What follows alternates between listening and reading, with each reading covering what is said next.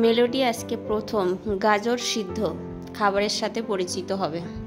গাজরটা আমি ভাতের মধ্যেই সিদ্ধ দিয়েছিলাম, তারপর এটাকে হাত দিয়ে যতটা ম্যাশ করা যায় সেইভাবে করেছি। ম্যাশ করার মতো কিছু আপাতত আমার বাড়িতে নেই। এরপর এটাতে কিছু ফর্মুলা মিল্ক আর একটু গরম জল দিয়ে সেটাকে আর একটু গ্রেভি মতো করে নিয়েছি, যাতে ও ভালোভাবে খেতে পারে। মেলোডি যেহেতু মিষ্টি জাতীয় খাবার পছন্দ করে, এই জন্য যেসব সবজি একটু মিষ্টি টাইপের আমি প্রথমেই সেই সবজিগুলো ওকে দেওয়ার চেষ্টা করছি একটা একটা করে। গাজর একটু মিষ্টি খেতে, এই জন্য গাজরটা ফার্স্টেই দিয়েছি। দেখি খেয়ে কেমন এক্সপ্রেশন দেয়। প্রথমবার তো ফেলেই দিল, পুরো খেলো না।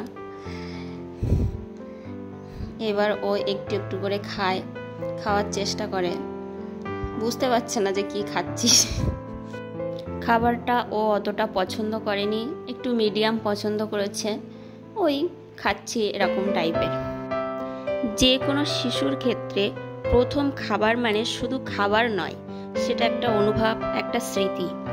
আর এই জন্যই মেলোডির প্রথম যে খাবারটা দিই সেটা আমি সবসময় ভিডিও করে রাখার চেষ্টা করি।